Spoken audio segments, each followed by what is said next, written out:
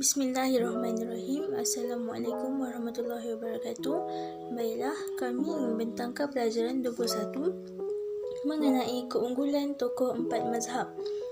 Baiklah, tokoh yang pertama, Imam Abu Hanifah, yang tahu nama penuh beliau ialah Nu'man bin Thabit Al-Kufi. Seterusnya, tarikh lahir beliau pada 80 Hijrah di Kufat, manakala tarikh wafat beliau 150 Hijrah. Kunyah atau nama panggilan beliau ialah Abu Hanifah.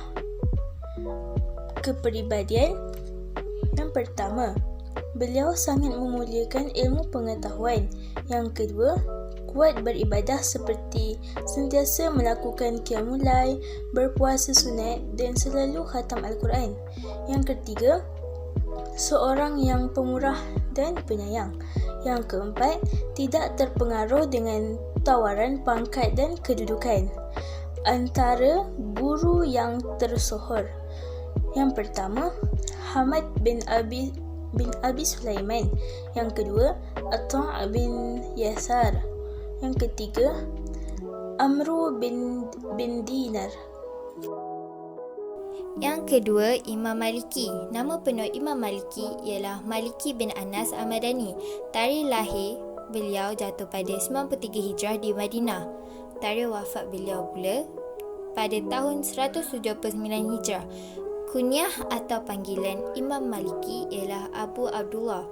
Kepribadiannya ialah yang pertama, mencintai Rasulullah SAW sehingga tidak sanggup menunggang kuda dalam kota Madinah kerana menghormati jasad Rasulullah SAW yang dimakamkan di sana. Kedua, menghormati dan mencintai ilmu dengan berpegang teguh pada prinsip murid mencari guru. Yang ketiga, memuliakan majlis pengajian hadis Rasulullah SAW dengan memakai pakaian yang bersih dan wangi-wangian. Yang terakhir, sanggup berkorban harta demi menuntut ilmu. Antara guru yang tersohor, Nafi'i Al-Madani, Muhammad bin Shihab Zuhri, Yahya bin Sa'id An-Ansari. Tokoh yang seterusnya ialah Imam Syafi'i. Nama penuh beliau ialah Muhammad bin Idris Asy-Syafi'i. Tarikh lahir beliau jatuh pada 150 Hijrah di Ghazah. Tarikh wafat beliau pula adalah pada 204 Hijrah. Kunyah atau nama panggilan beliau dikenali sebagai Abu Abdullah. Antara kepribadian Imam Syafi'i ialah beliau sanggup tinggal bersama-sama dengan kaum Arab Badui demi menguasai bahasa, kesusasteraan dan kebudayaan Arab. Yang kedua, beliau sanggup bermusafir jauh demi kecintaan terhadap ilmu. Yang ketiga, beliau juga berani menegakkan keberanian ketika difitnah oleh puak Syiah dan ketika berdepan dengan Khalifah Harun Ar-Rasyid. Yang keempat, beliau sangat pemurah kepada fakir miskin walaupun hidupnya sederhana. Yang kelima, beliau juga tinggi sifat warak dan kuat ibadah. Antara guru yang tersohor ialah Imam Malik bin Anas, Sufyan bin Uyainah dan Muslim Khalid Al-Zanji. Bagi tokoh keempat, Imam Ahmad bin Hanbal. Nama penuh beliau Ahmad bin Muhammad bin Hanbal, manakala tarikh lahir beliau ialah 164 Hijrah di Baghdad dan tarikh wafat beliau 241 Hijrah. Kunyah ataupun nama panggilan beliau ialah Abu Abdullah. Kepribadian beliau, yang pertama, sentiasa menuntut ilmu walaupun telah mendapat gelaran imam yang masyhur. Yang kedua, memiliki sifat pemaaf yang sangat tinggi. Yang ketiga, banyak membaca dan menghafaz Al-Quran sejak berusia 9 tahun. Keempat, kuat beribadah. Yang kelima, sanggup dipenjarakan kerana mempertahankan akidah.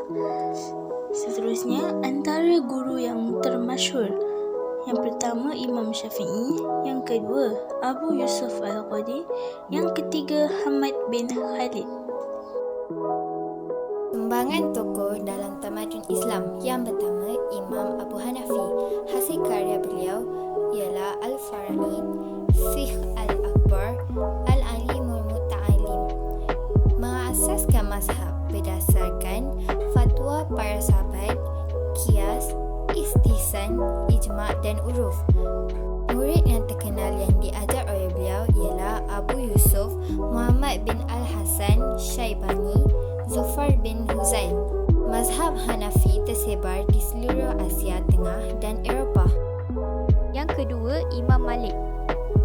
Hasil karya Imam Malik ialah kitab Muwatta', mengasaskan mazhab berdasarkan amalan penduduk Madinah, qiyas dan juga masalihul mursalah.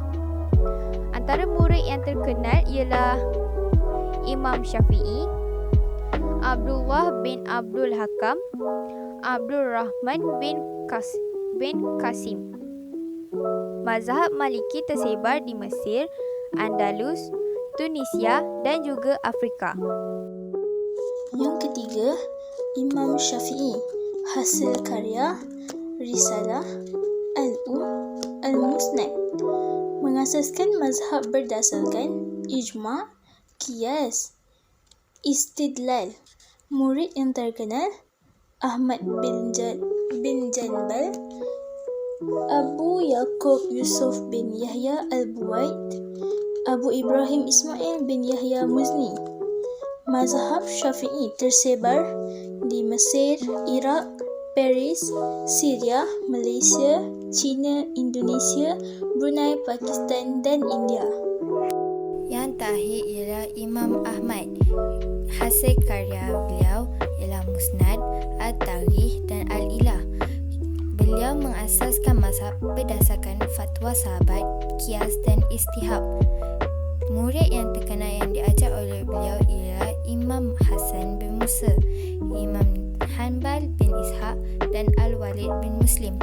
Mazhab Hanbali tersebar di Baghdad, Mesir dan Najd. Iktibar daripada keunggulan tokoh. Sebagai umat Islam, yang pertama kita hendaklah mencontohi kegigihan dan kesabaran imam mazhab dalam menuntut ilmu sebagai bukti kecintaan terhadap ilmu. Yang kedua, kita hendaklah menghormati perbezaan pandangan antara mazhab supaya masyarakat hidup harmoni. Yang ketiga, kita hendaklah mengamalkan ilmu yang dipelajari supaya hidup diberkati Allah Subhanahu Wa Taala. Yang keempat, kita hendaklah menyebarkan ilmu dan kepakaran yang dimiliki agar dapat memberi manfaat kepada manusia sejagat. Yang kelima, kita hendaklah berwaspada dalam meneliti sumber-sumber ilmu agar tidak terpesong daripada syariat Islam.